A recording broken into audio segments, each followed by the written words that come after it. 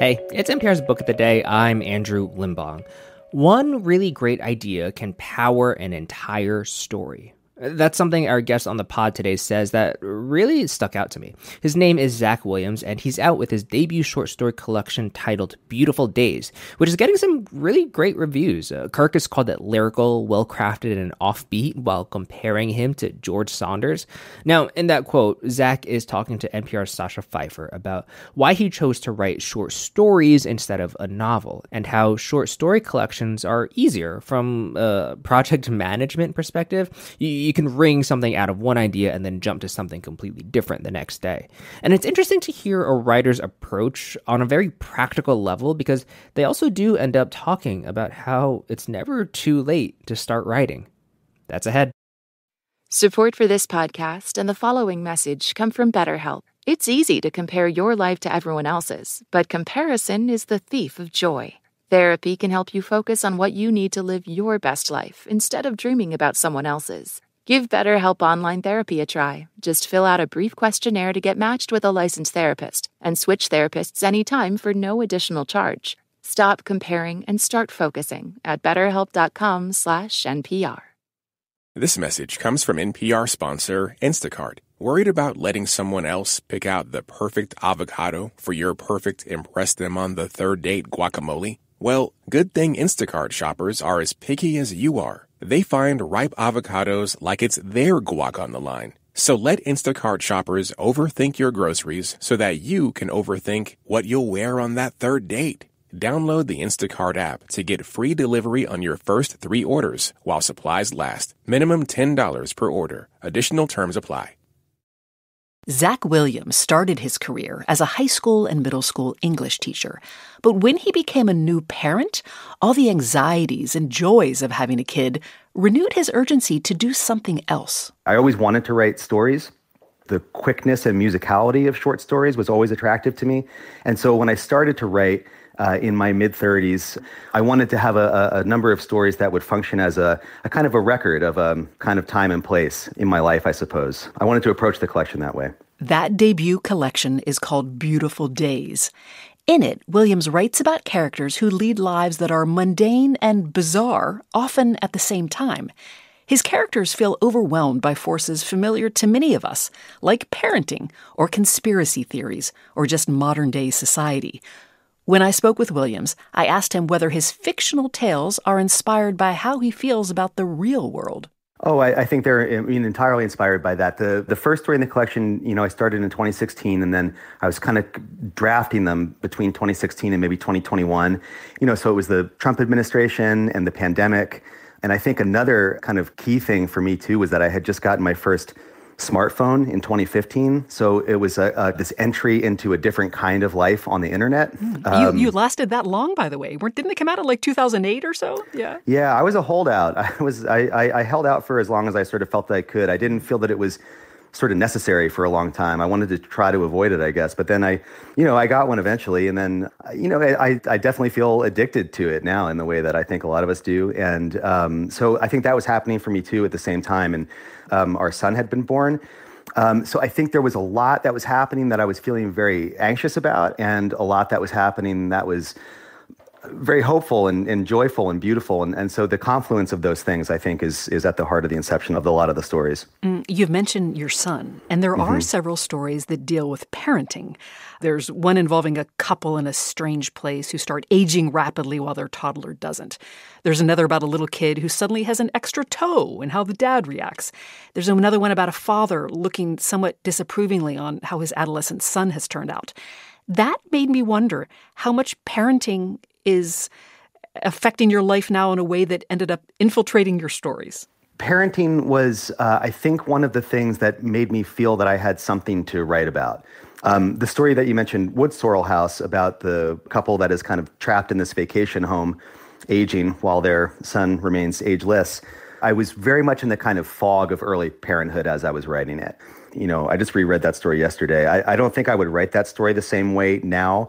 It was like, that was really capturing a way that I was feeling about being the parent of a very young child. The combination of joy and monotony and then also the very intense, what was for me a very intense emotional experience of it, in which everything felt there was this sense of renewed wonder about the world. There was a sense of like deep joy and beauty, and also the world felt scarier too. It felt scary to walk around with this kid in a stroller and have to look at oncoming cars differently and things like that. Yeah. I think that in a number of the stories, like that early parenthood thing is there. Yeah, a lot of the stories about parenting seem to be channeling fear and anxiety. Is that how you feel about parenting, or at least as you've touched on that stage of parenting when they're really little? I very much felt that way at the time. Yeah, I think that I've kind of passed out of that phase. But I was in my mid-30s when we had kids, and so I did. I experienced it as almost kind of a rupture in reality. It was a whole new world, a whole new reality. And so I think that's how I was inclined to write about parenthood, as sometimes in the stories, a literal rupture in reality. Some of the endings of your stories are quite strange and don't always have a definitive conclusion. And truthfully, some of the endings left me unsure what message to take away, or if there was a message at all. For the ones that do end without a clear conclusion, what do you want your readers to think or feel? I think that the ideal thing in that situation would be for the reader to keep thinking or to keep wondering, which is often the position that I'm in as the writer. There are stories in which there are these mysteries that go unsolved. And I think that to me as a writer is very appealing because, for one, I think that just speaks to the nature of reality and of life. I think that's a lot of life's mysteries go unsolved. So it feels actually like a certain kind of realism to me. But then secondly, to write that way puts me on a kind of equal footing with the characters in the stories, which is something that I really enjoy.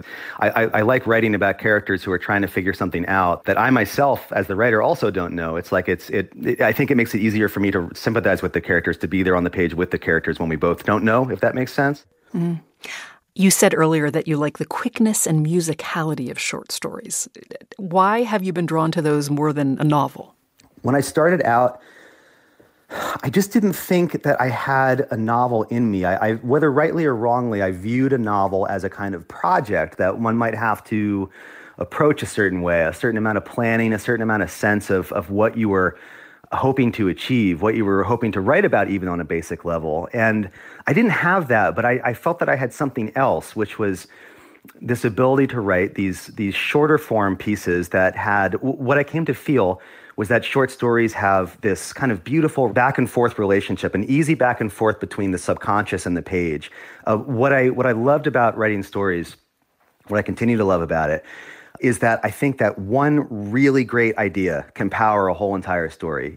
An image or a sound or just the kind of the barest sense of character or trajectory or anything. It can just be so formless at the start, but just one little flash of inspiration can power a short story, even a short story that you work on then for months or for years. So what I was able to do, I found, was to write in a kind of improvisatory mode in which I would start one story and then, want to write something kind of different. So I would start the next story in response to the previous one, and then the next one in response to that one. And I felt that I was going to be able to put a book of these things together, and that as long as I kind of kept in that process, that it would come out in a way that was satisfactory to me. You said that you didn't really start writing in earnest until your 30s. I think you said you felt a renewed urgency to write. Mm-hmm. I read something recently that said if you haven't written a book in your mind by your 50s, it's not going to happen.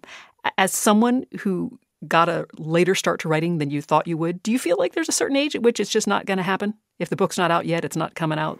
No, I don't think so at all. I think that anybody that wants to write a book should try to do it. And I think that it's a practice. It's something that you need to devote time to. And I think that that's one of the big questions for a lot of people, is how to find and make the time. It's not a thing that's possible for a lot of people. But I think it's really just a question of the process and the practice, like sitting down in the chair every day and trying to get something done. I think that process can be started at any time. Congratulations on publishing your first book. Thank you so much, Sacha. That's writer Zach Williams. His collection of short stories called Beautiful Days is out now. Zach, thanks again. Thanks, Sacha.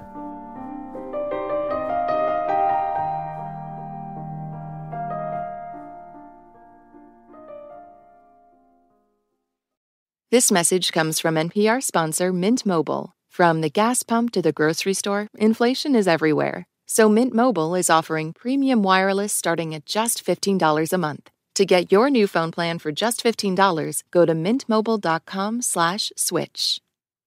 This message comes from NPR sponsor REI Co-op. For the next 15 seconds, REI wants to remind you that your time is precious and that getting outside to soak up summer is a precious way to spend it. Visit your local REI Co-op or rei.com/opt-outside.